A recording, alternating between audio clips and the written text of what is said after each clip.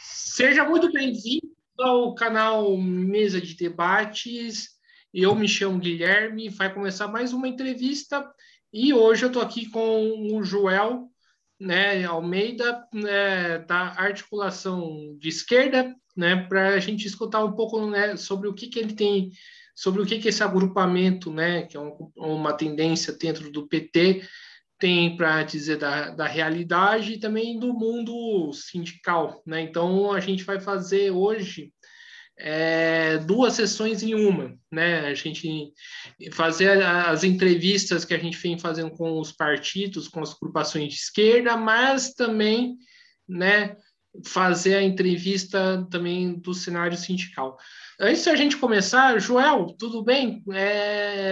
Tem como você se apresentar aí para o povo? Sim, é, olá a todos. Eu sou Joel Almeida, eu sou professor, né? Minha formação eu sou professor do ensino médio do estado de Sergipe. Sou dirigente da articulação de esquerda aqui no meu estado, já fui dirigente nacional também da articulação de esquerda. Eu fui dirigente da Confederação Nacional dos Trabalhadores em Educação, da CNTE, do Conselho Estadual de Educação e sou militante, né? Militante social, militante sindical. É isso. Beleza, maravilha. Joel, eu acho que é tipo, bastante de comum acordo entre a esquerda, né, a necessidade que nós temos, né, de derrubar o Bolsonaro. Seja de qualquer forma, né, a gente precisa derrubar o Bolsonaro. Mas, né, a gente tem um problema aí, na minha opinião. Eu queria ver o que você acha, que é em relação a alguns grupos, né, da direita, né, alguns grupos burgueses, digamos assim, que também, né, estão que também estão fazendo oposição ao governo Bolsonaro, mas a gente sabe que esses grupos não podem responder o problema do Bolsonaro, do bolsonarismo na raiz do problema, né? Só na superfície. Aí eu te pergunto, como que a esquerda pode agir de maneira independente para derrubar o Bolsonaro perante esse cenário de crise política, que é uma expressão da crise política? Olha, o que eu diria, o Bolsonaro, ele é o que a elite brasileira e parte importante da classe política sempre sonhou se não tivesse os arroubos que ele tem, né? Mas assim, ele dos liberais é sem sombra de dúvida o mais cruel, né? O cara que tem coragem de fazer o projeto liberal pela raiz, assim, em termos de corte de gastos, em termos de exclusão social da classe trabalhadora, em termos de fragilização de movimentos sociais, de movimento sindical, em termos de protagonismo em relação aos grandes ricos, Bolsonaro é um grande prêmio para esse grupo. A política de Bolsonaro é uma política que interessa e que importa para parte importante do empresariado brasileiro. Agora, Bolsonaro traz consigo com determinados setores que envergonham e que fazem com que parte dessa mesma classe que o apoia fique com o pé atrás. Ou seja, ele poderia ser um liberal mais polido, mais gourmet, né? A classe política, boa parte da classe política e do empresariado brasileiro gostaria de ter um Bolsonaro mais gourmet, certo? E os arroubos de Bolsonaro faz com que se criem travas com essa classe que sustenta o seu projeto. E a esquerda, nesse momento, na minha avaliação, ela precisa continuar, num momento tão difícil da história do Brasil, porque assim, na história desse país, a gente viver duas tragédias, uma tragédia humanitária, como uma pandemia que já matou tantos brasileiros, mais de 500 mil brasileiros, junto a essa tragédia humanitária, uma hiperinflação, uma degradação social e econômica do país, em pouco tempo na história a gente viveu isso. Portanto, é um momento muito duro, muito difícil e que a esquerda precisa continuar nessa luta ferrenha, na minha avaliação, para provocar o impeachment do Bolsonaro. Claro que isso vai exigir muito mais concentração, muito mais ações, menos apatia de que existe, na minha avaliação, determinada em parte da classe política brasileira para ajudar o movimento social nesse momento. É isso. A gente sabe que é um processo muito difícil, porque eu não tenho dúvida que o Bolsonaro tem maioria, né? Ele tem um presidente da Câmara dos Deputados que é seu aliado, né? Cujo grupo político já tomou de assalto a Casa Civil, e ele tem maioria, né, no Congresso Nacional. Ficou claro ontem. Né? Ficou claro ontem que, assim, numa disputa com a institucionalidade, com o Supremo Tribunal Federal, com tudo aquilo que o Supremo representa, que o Bolsonaro, nessa coisa maluca, no voto impresso, maluca entre aspas, né, porque a gente sabe qual é o objetivo dele, ele conseguiu ainda ter maioria. Obviamente não teve maioria absoluta para passar o projeto, mas ele conseguiu ter, certo? Portanto, ele tem uma parte da classe política que está com o Bolsonaro e está fechado em tudo. Sim, agora saindo um pouco da questão mais política, indo para a questão sindical e de luta, digamos assim, que não deixa, né, de ser política em última instância, que é em relação, né, aos professores, né? Você falou que foi representante da CNTE. Como que você enxerga a luta dos professores nesse período de pandemia? Primeiro que, assim, a luta dos professores nesse período de pandemia se resumiu à luta pela vida. Na verdade, isso, porque, assim, nós somos impactados, como toda a sociedade, pela pandemia. As escolas tiveram que fechar as salas de aula. Portanto, isso limita demais a ação política sindical, né? Nós tivemos que trabalhar e fazer reuniões ou organizações online, né? Dificulta muito, né, toda a ação. E a gente, em meio a isso, nós estamos vivenciando um processo de reformas que chegam a todo momento, como, por exemplo, agora a reforma do ensino médio, né, que é uma outra barbaridade, um outro absurdo. A categoria dos professores é uma categoria talhada na luta, isso no país inteiro.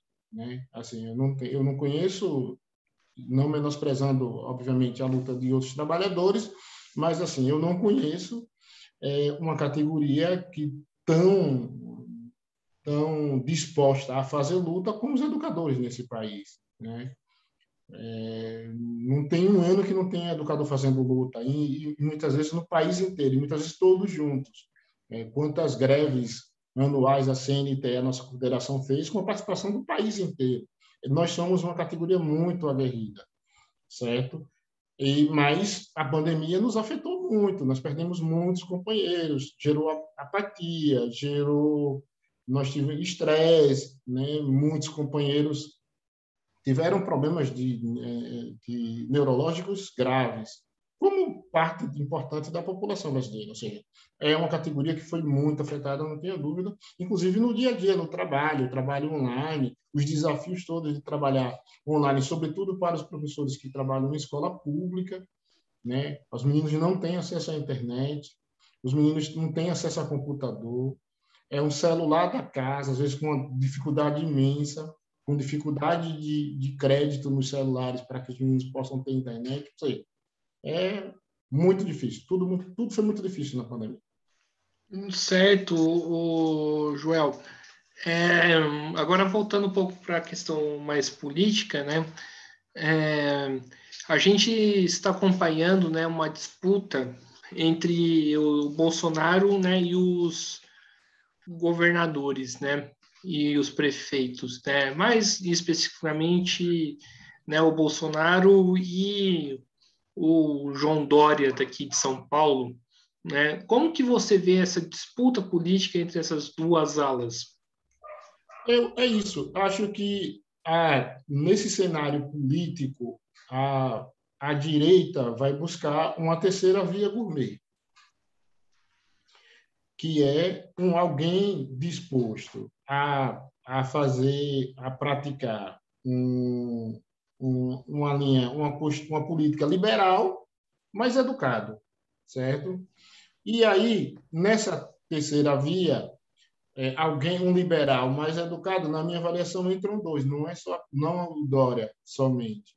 O Dória, e eu acho que essa é uma disputa que deve estar sendo travada no PSDB, o Dória e o governador lá do Rio Grande do Sul, o Eduardo Leite.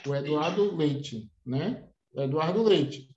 Os dois devem travar uma disputa no PSDB para tentar se configurarem como terceira via nessa linha liberal gourmet. Porque, assim, se a gente for verificar, o Eduardo Leite, lá no Rio Grande do Sul, ele aplica uma política mas muito próxima da de Bolsonaro, assim como o Dória também em São Paulo, entendeu? O que o Dória se diferencia do Bolsonaro foi em relação ao negacionismo da vacina, da pandemia. Mas, de resto, não há muita diferença da política do Dória e não há muita diferença na política do Eduardo Leite. É isso, assim. O Bolsonaro, obviamente, nesse processo de disputa, ele leva vantagem, porque Bolsonaro ele tem um secto de fanáticos e determinados grupos na sociedade que muito identificado com ele. E aí a gente percebe claramente os militares, e aí tanto as Forças Armadas quanto as polícias militares, né? E uma parte generosa, né, de evangélicos neopentecostais, certo? Esse grupo é um grupo que segura com força o governo Bolsonaro, certo? Que, por exemplo, o Dória não tem, e o Eduardo Leite não tem esse quinhão aí, essa parcela da sociedade que é cega em relação à política do Bolsonaro. Sim, é muito interessante isso que você falou, porque uma boa base, né, de Dória e de Eduardo Leite é uma base que é bolsonarista, né, que rompeu com com o Eduardo Leite e com o Dória pela direita, né? Ô, Joel, agora entrando um pouco na questão, né, de partido, né? É, tem articulação de esquerda, né? Também tem outras articulações dentro do Partido dos Trabalhadores, que é a articulação sindical e a Arte Nova. Qual que é a diferença entre essas três articulações? Explica aí para o público. Na verdade, é a forma de fazer luta. A articulação sindical, eles têm no processo de luta, no processo de luta, de priorizar a negociação em relação à luta de massas, certo? Assim, em muitos momentos, a classe trabalhadora, a base organizada, quer uma radicalização, mas o grupo entende que é preciso expurgar, ir até no fim do processo de negociação, que na maioria dos casos não dá certo. Essa negociação patrão-empregado é sempre muito complexo e muito difícil.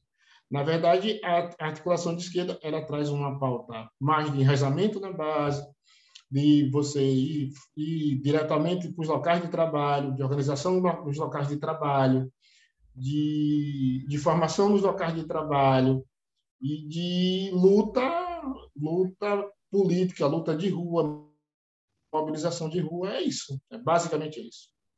A Arte Nova, eles estariam no meio do processo, entendeu? não tão à direita no movimento sindical como a articulação sindical, mas não tão à esquerda como a articulação de esquerda, é isso. É um grupo da articulação sindical que não topa uma política muito branda da articulação sindical, é isso, nas relações. Sim, é muito interessante isso que a gente tem para falar, né? Então eu já começo com a seguinte pergunta, né? Qual que é o balanço que você tem do PT nesse último período? O PT tem sido um partido para responder os desafios que estão colocados ou está deixando a desejar? Olha, veja só, fazer um balanço do PT é fazer um balanço com muitos cuidados. Primeiro, eu não tenho dúvida, né, assim, que assim, o partido nesse país, que nasceu forjado da classe trabalhadora, que veio do chão da fábrica, que veio dos movimentos de base, movimento de igreja, movimento de rua, foi o PT. Né? Poucos no mundo tiveram essa gênese, né? Tiveram essa origem como o PT teve. Qual o problema do PT? Que é um problema que no mundo inteiro se caracterizou como um problema de diversos partidos de esquerda, é a governabilidade. Ou seja, é a partir do momento que você chega e começa a assumir governos. E quando você começa a assumir governos, sob o pretexto da governabilidade, você começa a abrir mão de muitas coisas que você defendia antes, de princípios em muitos momentos. Né? E isso gera muitas crises, isso gera muitos debates internos, e isso gerou muitas tendências internas, certo? No PT. Ou seja, a ideia da governabilidade, de manter a governabilidade, é uma ideia que acabou gerando muitos problemas, muitas cisões, em muitos momentos uma parcela de militantes do PT e uma parcela da classe trabalhadora deixou de acreditar no PT por conta disso, certo?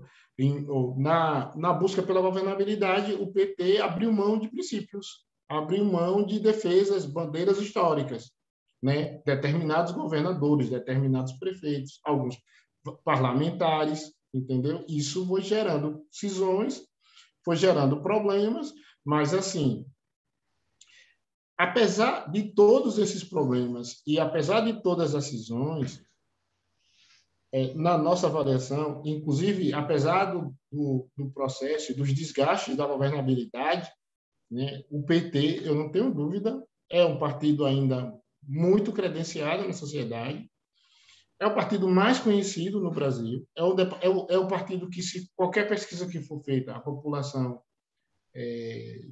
tem simpatia com o partido político, eu não diria que a maioria da população, mas entre os partidos o que tem mais simpatia, certo? E a gente tem um legado importante do governo Lula, né, em termos de inclusão social profunda que aconteceu no governo, apesar também de todos os problemas que ocorreram no governo Lula. E isso faz com que, na minha avaliação, o PT esteja ainda bastante vivo, um partido forte e um partido referenciado, né? Mas eu não dá para a gente dizer aqui que dentro do PT tem gente internamente com propostas ou com políticas que se assemelham muito também à da direita, não tenho dúvida. Inclusive governadores e prefeitos. Sim, e quais são esses problemas do governo Lula que você cita? Na verdade, a gente esperava, no governo Lula, que houvesse transformações importantes em cenários estratégicos. Por exemplo, a gente esperava que o governo Lula fosse o governo que fosse fazer uma transformação em termos de comunicação. Isso não ocorreu, ou seja, nós não temos os trabalhadores organizados, os movimentos dos trabalhadores, nunca tiveram acesso a espaços importantes no meio de rádio, de televisão, ou seja, foi as rádios comunitárias, inclusive, foi um período que foi muito fomentado, mas assim, as organizações de trabalhadores sempre tiveram dificuldade, era sempre o cara lá do político, o político mais forte na região. Ou seja, mesmo os espaços que tinha pouca amplitude, os trabalhadores organizados sempre tiveram muita dificuldade em relação às comunicações.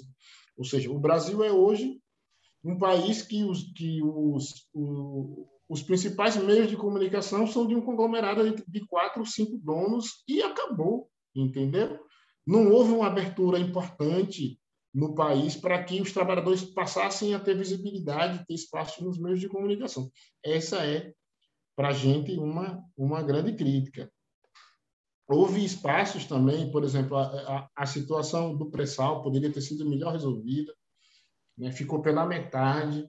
Muitas coisas, em algumas empresas, na nossa avaliação, como a Vale do Rio Doce, poderia ter sido reestatizada, certo? Ou seja, houve promessas, ações, coisas importantes. O Brasil precisa do Estado, como um país com tantas dificuldades e tão imenso, ele precisa de um Estado forte para poder atender a sua população. E na nossa avaliação, o Lula pecou em a gente não ter um Estado mais forte para a gente fazer as transformações que precisava. Sim, e esses erros do PT, esses erros do governo Lula que você cita aqui, justificaria a postura mais conciliatória, por exemplo, da articulação sindical, na sua opinião? Na verdade, é isso.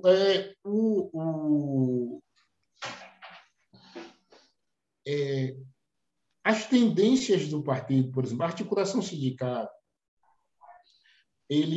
os quadros da articulação sindical, eles são quadros que têm identidade política com os quadros da CNB, que é a tendência majoritária no PT. Uma coisa está muito ligada à outra. E, em muitos momentos, sobre a chancela da governabilidade, né, o movimento sindical fechou os olhos, parte do movimento sindical fechou os olhos ao que o governo fazia, certo? E essa é uma das críticas que foi feita ao movimento sindical e à articulação sindical. E, por isso, os desdobramentos e os problemas internos dentro da CUT, né, das tendências da CUT e na classe trabalhadora. Para a gente, o grande gargalo é sempre o debate em torno da governabilidade quando o PT está no governo. E aí você enfraquece o movimento sindical ou coopta o movimento sindical, e isso não ajuda. Sim, perfeito. Além da questão da pandemia, João, acho que tem uma questão que está atingindo bastante a classe trabalhadora em relação à questão, que é a questão das demissões, né? Qual que é o programa que a articulação de esquerda defende para esse ponto? Olha, veja só, a gente só vai acabar com o desemprego que está posto aí na sociedade com a presença do Estado. Porque o Brasil, num determinado momento, no governo Lula, no primeiro governo de Dilma, ele se transformou em um Brasil de pleno emprego. Ou seja, nós tínhamos um nível de desemprego baixíssimo. E por que nós tínhamos um nível de desemprego baixíssimo? Porque nós tínhamos uma presença do Estado muito forte em relação por exemplo, à construção civil, né? O Minha Casa Minha Vida. Ou seja, nós tínhamos uma presença muito forte do Estado na construção de rodovias, na fomentação da agricultura popular, da agricultura familiar. Ou seja, o governo, ao aumentar a sua produção, ao aumentar a participação, aumentar o investimento, fez com que os empregos fossem eclodindo, surgissem.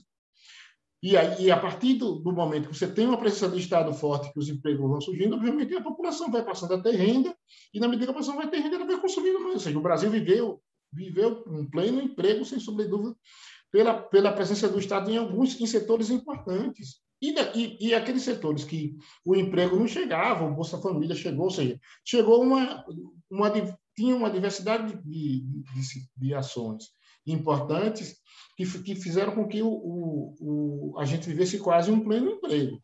Isso acabou. A presença do Estado acabou, entendeu? Como fomentação da economia, de política econômica, acabou. E o que veio foi a saída do Estado e a retirada de direitos dos trabalhadores. Gerou o que nós estamos vendo aí, um país com uma hiperinflação, né? Está um absurdo o preço das coisas, dos alimentos nos supermercados.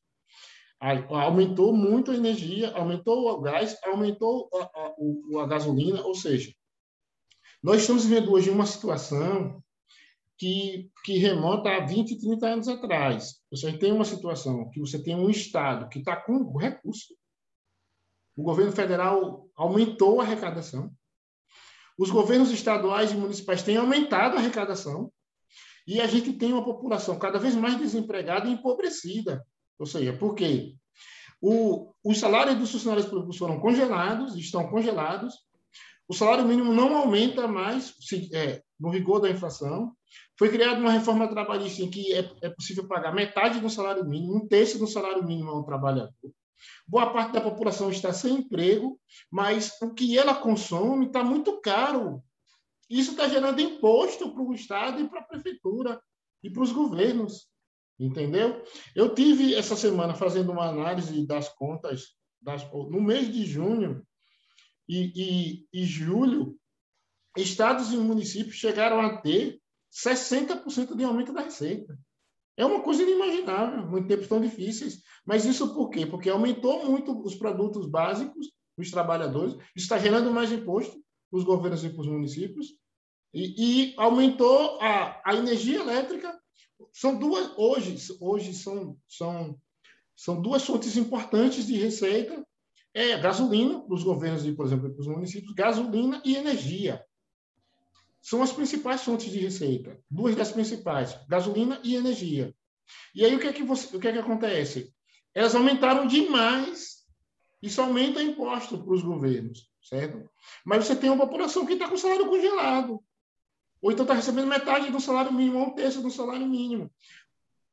Naquilo que ele consegue consumir, ele está pagando imposto alto, está pagando produto muito caro, e os governos, os municípios, estão cada vez mais com folhas salariais reduzidas, porque os salários estão congelados. Ou seja, a gente vive um processo de que o poder público está com recurso, mas a população está empobrecida e muito empobrecida. Sim, e os sindicatos, as centrais sindicais, têm conseguido, né, combater essa situação de desemprego, na sua opinião? Não por conta das condições objetivas. Na verdade, assim, nós estamos vivendo numa pandemia.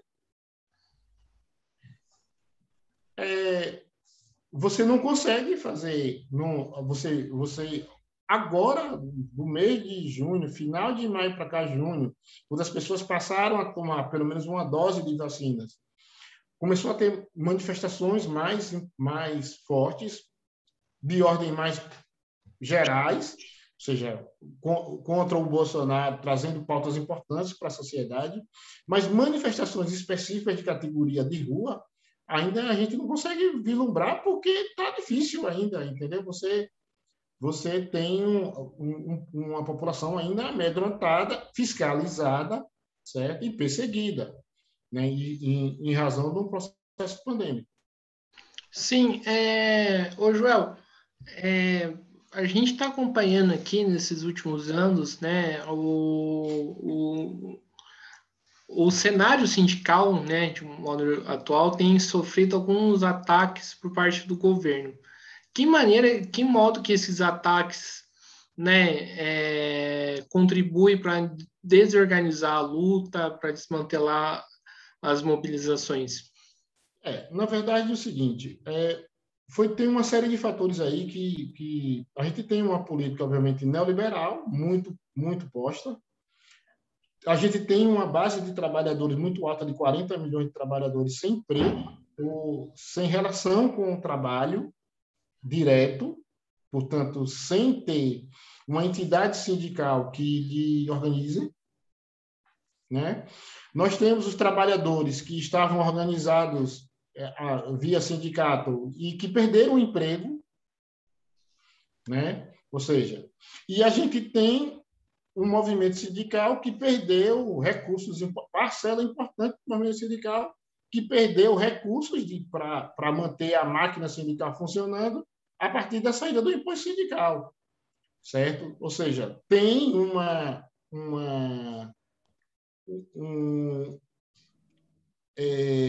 tem, de fato, uma dificuldade muito grande no movimento sindical, primeiro por conta do processo de pandemia, segundo, pelo processo de organização, segundo, pelo desemprego da classe trabalhadora, e terceiro, pela a sua condição de funcionamento, certo?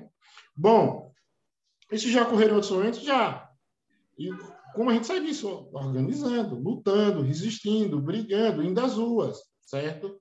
É um processo que vai precisar vir. Esse processo de manifestação de rua. Não tem saída para o movimento sindical se não fizer isso. Mas, assim, ainda tem um grupo muito reticente por conta da pandemia, mas vai chegar, não tenho dúvida. Esse é um processo que vai acontecer. Eu, na minha avaliação, 2022 vai ser um ano de muitas lutas, certo?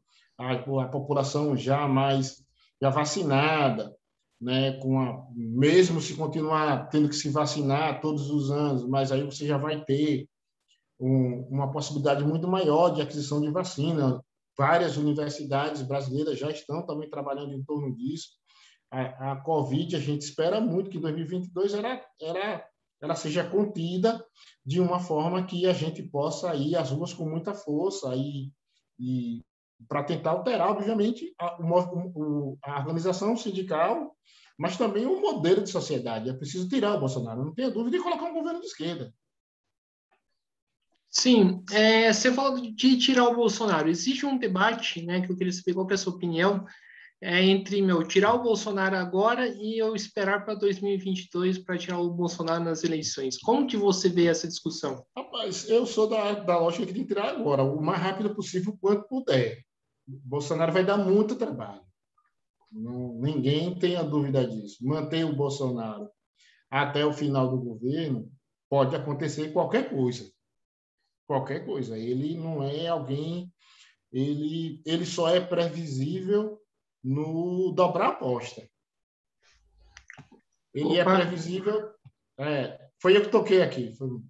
Ele é previsível no dobrar a aposta.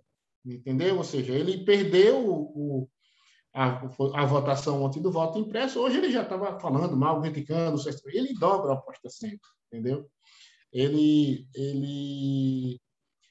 O Bolsonaro, é daquela música do Ney Matogrosso, diz que o que importa é não estar vencido, certo? Ele pode perder todos os dias, mas ele não quer estar vencido. Ele vai estar sempre dobrando a aposta, sempre dobrando a aposta, sempre dobrando a aposta. E ele pode fazer qualquer coisa, vocês não tenham dúvida, no próximo ano. O Centrão está lá, do governo, para fazer a política rasteira, a política miúda, para Bolsonaro. Certo? E ele vai tentar, de todas as formas, de todas as artimanhas, se manter no poder.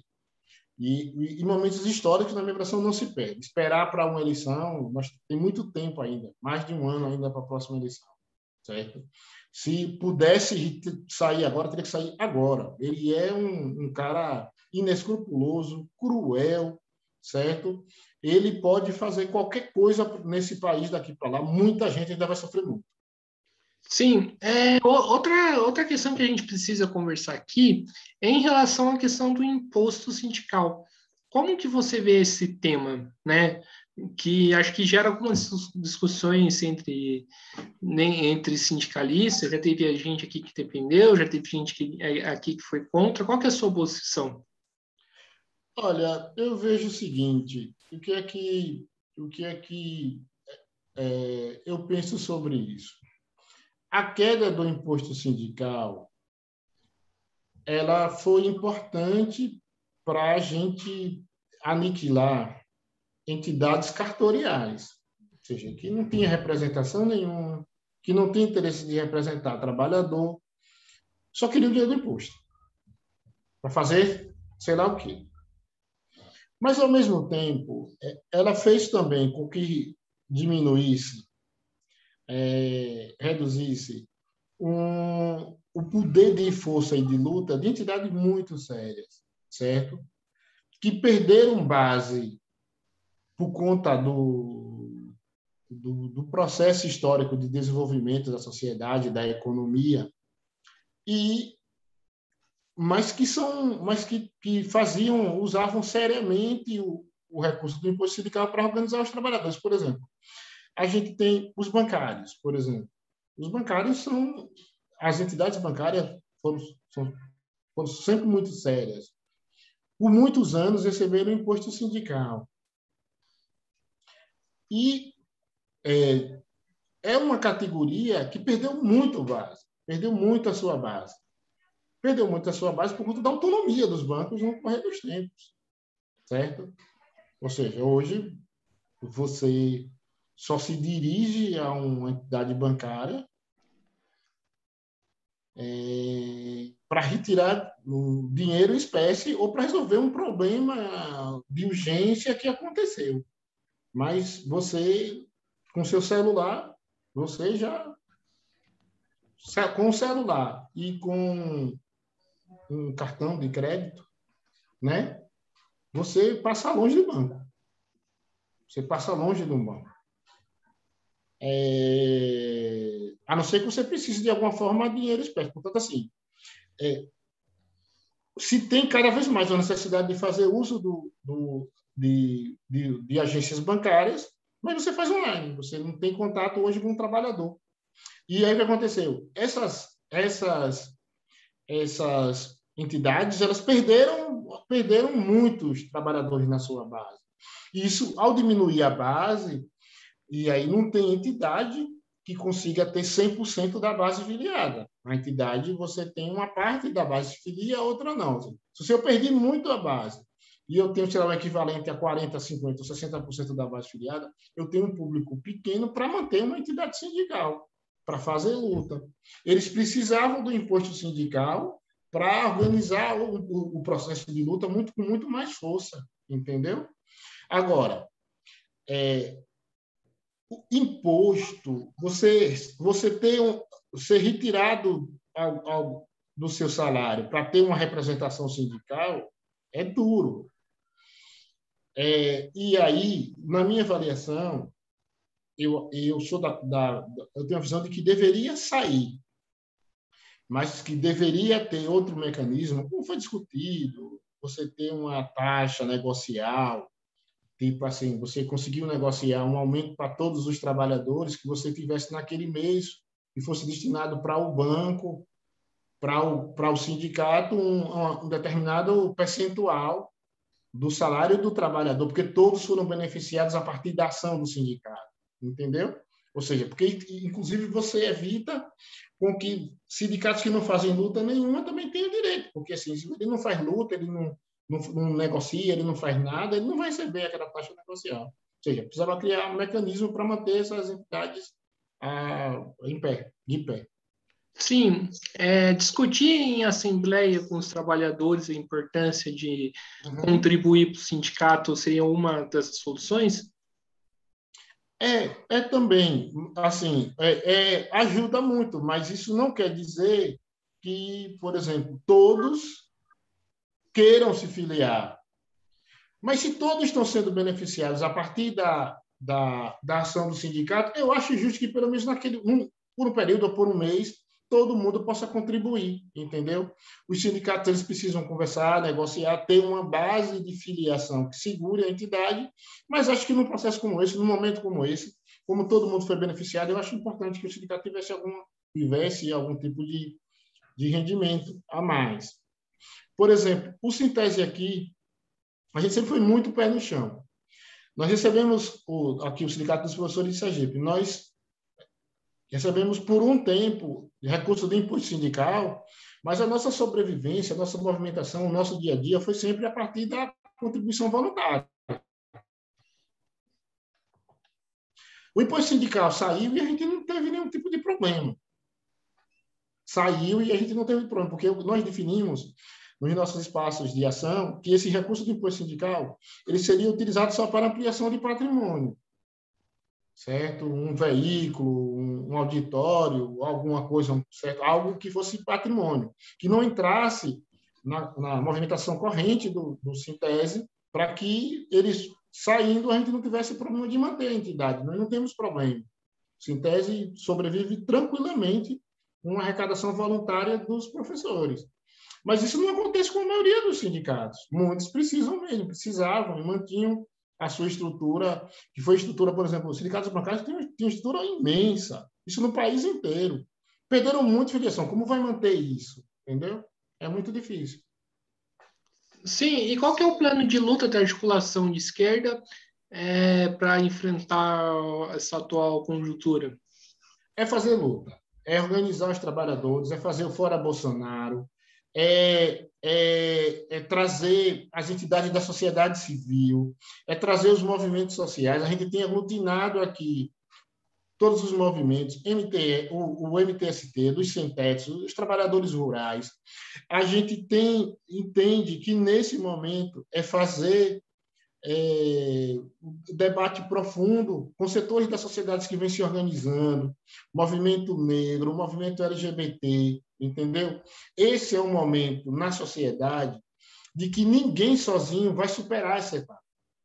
Movimento negro sozinho não supera, movimento LGBT não supera, movimento de pequeno camponês não supera, movimento dos trabalhadores, movimento dos sintéticos. Ou seja, é um momento hoje, e movimento sindical também não, em que de uma necessidade profunda e abrangente de todos os setores da sociedade que estão se organizando, eles passarem a fazer luta conjunta. Não dá mais para fazer luta separada. Não dá mais para ter pauta separada, pauta sozinha. A gente vai ter pauta conjunta, certo? Todo mundo em torno de pautas conjuntas. Não dá mais. A gente está no momento histórico do país e do mundo de que a gente precisa juntar todas as forças. Sim, perfeito, maravilha. Então você vê com maus olhos, por exemplo, essa fragmentação que existe, né? Existe o movimento negro, existe o movimento LGBT, existe o movimento de trabalhadores e que, né, existem as pautas específicas, né? Então essa fragmentação que a gente que existe, então na sua opinião não deveria existir? Não é isso. Não, assim, não necessariamente é assim. Primeiro é o seguinte, qualquer movimento, seja sindical, seja social, ele tem que ter a sua pauta corporativa. Ou seja, se eu sou do movimento sindical dos professores, tem uma pauta corporativa dos professores que eu tenho que debater, que eu tenho que discutir, que eu tenho que afunilar, que eu tenho que engastar. Certo? A mesma coisa do movimento negro. Tem a pauta do movimento negro que eles precisam aprofundar, eles precisam tocar, eles precisam se organizar. A LGBT é a mesma coisa. Os pequenos agricultores, os sem-tetos, todos têm uma pauta corporativa que é importante que ela esteja na ordem do dia. O que não dá mais é para que a gente fique sozinho lutando pela nossa pauta. A gente, além da nossa, a gente precisa ter outros atores para se juntar a nós para brigar pela nossa pauta.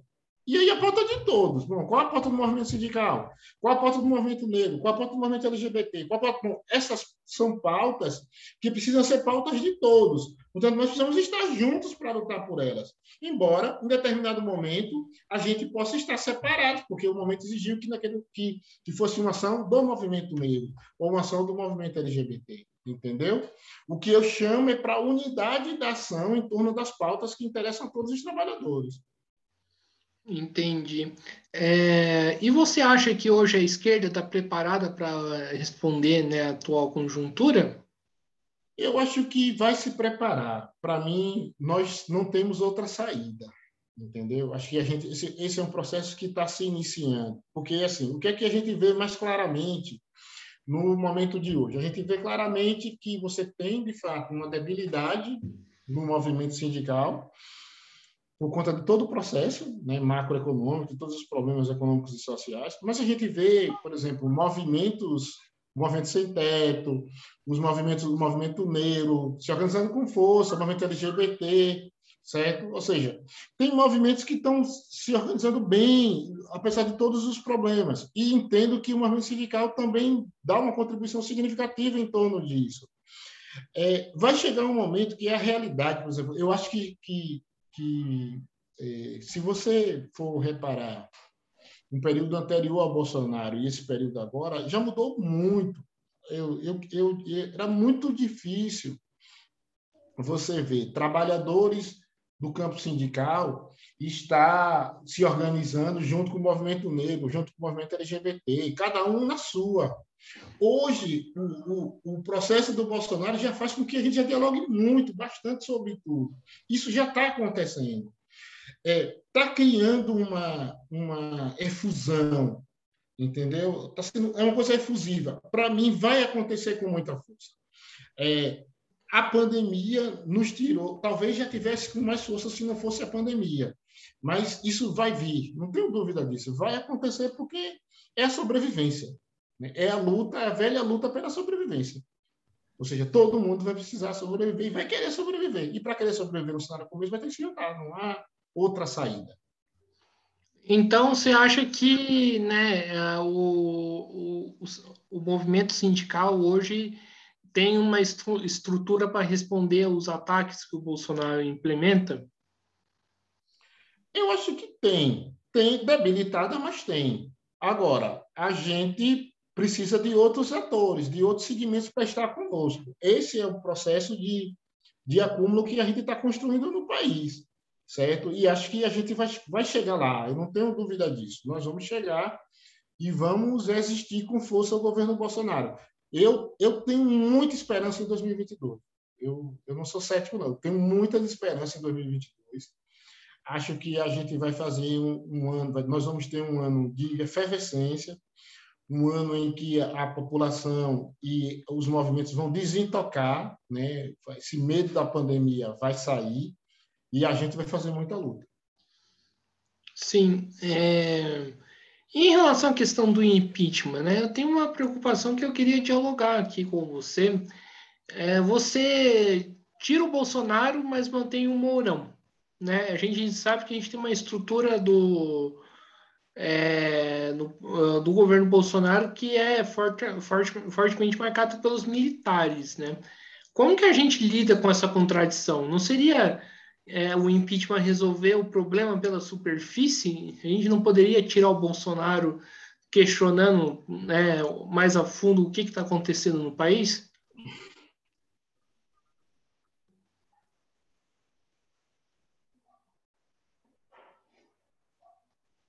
Na verdade, houve o debate em torno das fake news. O Bolsonaro, não só ele, mas a chapa dele, poderia ser impeachmentada pelo fake news. Ele se elegeu a partir de fake news, né? Inclusive, tem a comissão no Congresso Nacional tratando da questão da fake news e todos sabem que a campanha do Bolsonaro inteira foi em torno de fake news. A chapa poderia ser derrotada. Bom, isso em nível de Supremo Tribunal Federal. Em relação à questão da Covid, né, aí é um processo mais político, talvez só o Bolsonaro, mas assim, para mim é a figura principal e o Mourão, embora sendo um general, mas assim, politicamente, na nossa avaliação, teria um pouco mais de cuidados que o Bolsonaro não tem e de freios, certo? E na minha avaliação, eu não sei se ele se conforma com liderança política no período tão curto. Sim. Sim. E as questões mais políticas, né, do país? Como que você avalia o movimento sindical respondendo? A gente teve ontem, né, a votação, né, do voto impresso que o Congresso votou contra, né? Como que você vê o movimento sindical respondendo a essas questões políticas que, em última instância, a gente sabe que está relacionado com a vida do trabalhador?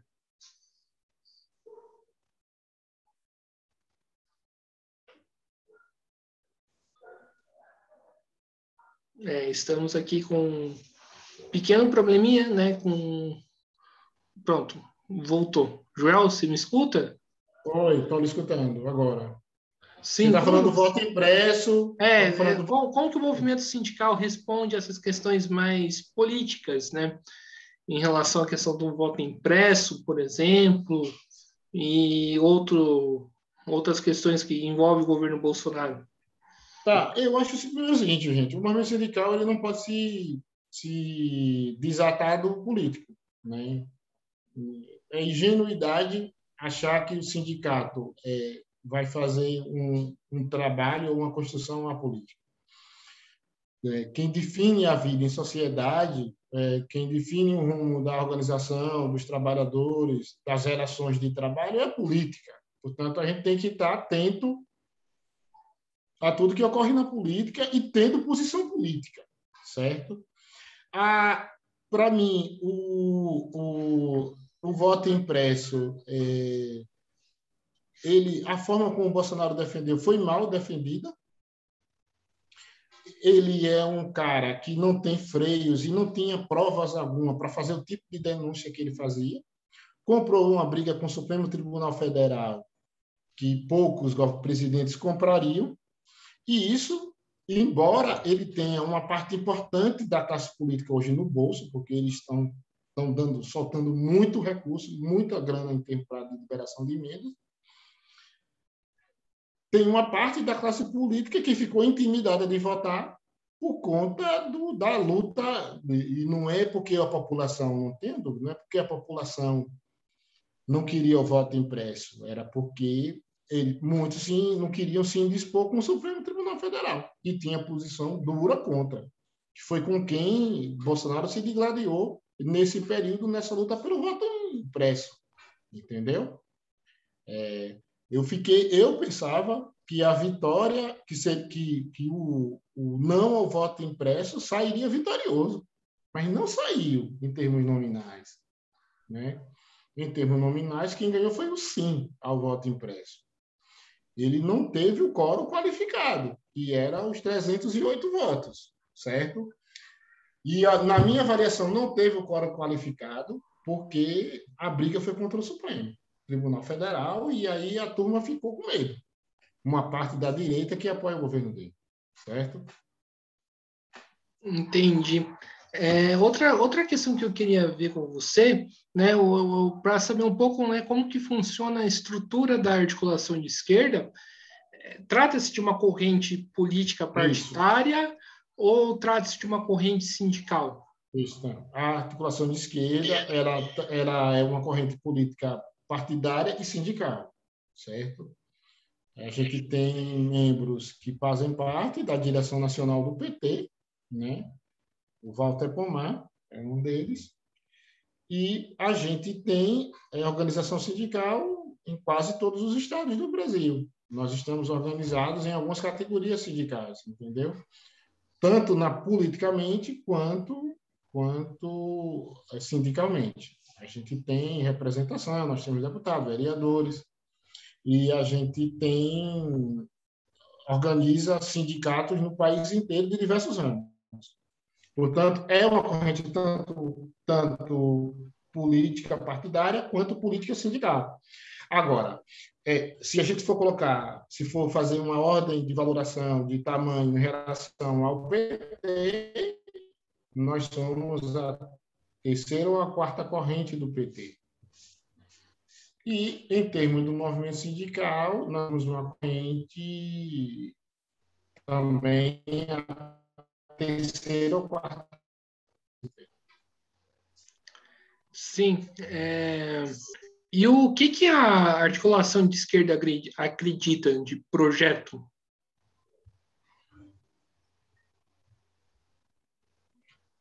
Oi? O que a articulação de esquerda acredita de projeto para a sociedade brasileira? Primeiro, assim, a nossa luta em defesa do socialismo,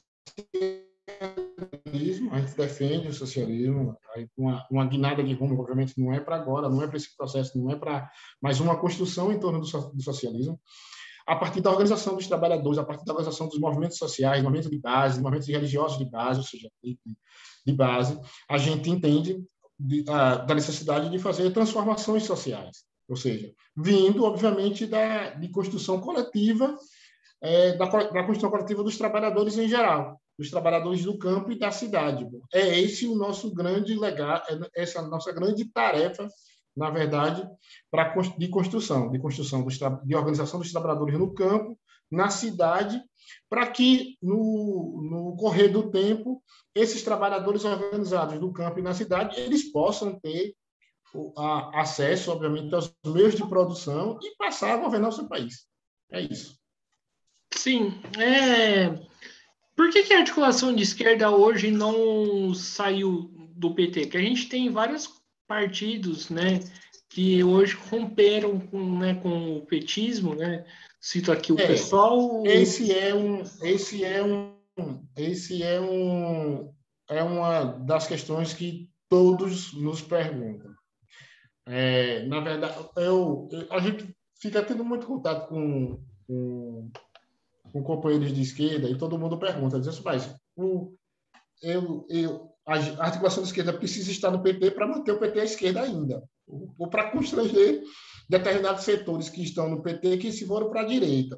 Muitos, inclusive, dizem que a nossa ação, a nossa fala está muito próxima do PSOL, que a gente não estaria muito bem no PSOL. Inclusive, a gente recebe muitos convites de muitos companheiros do PSOL para ir para o PSOL. Mas, assim, a gente defende ainda como o PT, como um partido, como um grande instrumento da classe trabalhadora e que ele precisa voltar a organizar os trabalhadores a partir da base, a partir dos guetos, a partir das favelas, ou seja, não só apenas do sindicato, mas assim, a amplitude que gerou esse país, que o PT se transformou, dá para a gente conquistar isso. Ou seja, não dá para que um pastor neopentecostal entre numa favela e ganhe corações e mentes de uma população e um partido de esquerda como o PT não chegue também para ganhar coração e mente, entendeu?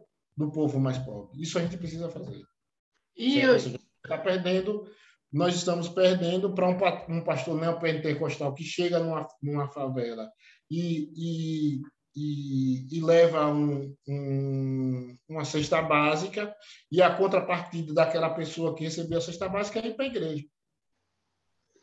Sim, e hoje a articulação de esquerda consegue manter o PT à esquerda?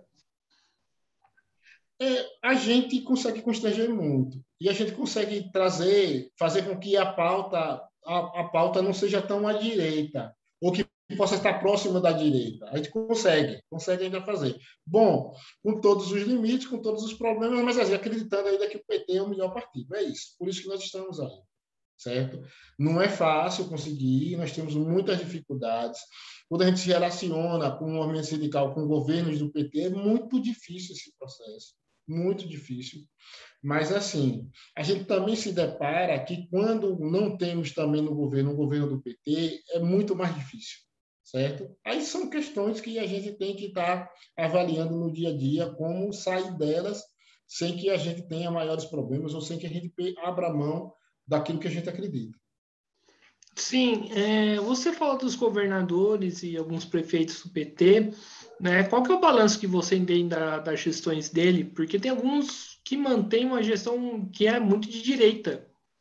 Na verdade, a gente teve uma queda muito expressiva de governadores na eleição passada, né? O PT hoje não tem mais de um governo. Por exemplo, na região sul, nós não temos mais, nós não temos no sul, nós não temos no sudeste, nós não temos na região norte, né? O PT hoje só tem governadores na região nordeste, certo? O PT só tem governadores hoje no Rio Grande do Norte, no Ceará e no Piauí, em 3 estados, né? Nós perdemos muito, ou seja, que hoje, não tenho dúvida, a grande região ainda de luta social e de resistência, né? E a região Nordeste. Obviamente, nesses estados, tem sim as brigas, as disputas, as incoerências, tem determinados governos indo mas assim, a relação ainda é melhor do que qualquer governo de direita, entendeu? Nesses estados, não tenho dúvida. Por isso que ainda se consegue manter algum nível de diálogo. Entendi. Ô, Joel, estamos aqui encerrando mais uma entrevista do canal Mesa de Debates. Primeiramente, quero agradecer por você ter aceitado o convite, gostei da conversa, né? Importante, né? Fazer esse diálogo, ter canais de ter esses diálogos e a gente tenta fazer isso, né? Trazer o debate da esquerda e para o público, né? Para vocês que estão nos assistindo aqui, né? A conversa minha, do Joel e a conversas outras que eu fiz ou que meu amigo André Montempo fez. Então, eu passo o bastão aí para você fazer as considerações finais. Isso. Primeiro, assim, agradecer muito o convite. Eu queria até saber onde é que você passa o podcast depois, né, onde é que ele é veiculado, para a gente poder, inclusive, ver, assistir essa e assistir outras também, né? Eu acho que são debates importantes que a gente precisa estar nos apropriando. E, no mais, um grande abraço para você e para todos aí que fazem o seu canal. E a gente está à disposição. Vamos à luta. Beleza, maravilha, isso aí, vamos à luta. Então, Joel, mais uma vez, muito obrigado a você por ter aceitado o convite. Muito obrigado a você que estiver nos assistindo. Peço para que se inscreva no canal do YouTube Mesa de Debates de Tudo Um Pouco, podcast Mesa de Debates de Tudo Um Pouco. Você acha que isso responde, né, a sua pergunta, né, Joel? Onde que vai passar, né? Inclusive, quando acabar aqui, eu te mando o link no WhatsApp. E então, se inscreva no canal para poder ajudar o canal a aumentar o seu alcance. Curta esse vídeo, né, no YouTube, para o YouTube entender que esse vídeo é importante. Comentem, concordam com o Joel, discordam com o Joel, vamos fazer esse debate, né? Acho que é de extrema importância. Comentem esse vídeo, comentem outros vídeos também. Isso, pessoal, dá apoio aí à Força dos Trabalhadores, à organização. Vão lá, comentem, curtam. Importante isso. Importante Sim. demais. Viu, Guilherme? Sim. Abração. Abração para você. E aí, curta a nossa página do Facebook, curta e siga a gente no Instagram e compartilhe nas redes sociais. Então é isso, pessoal. Fiquem atentos à nossa programação e até a próxima. Fui!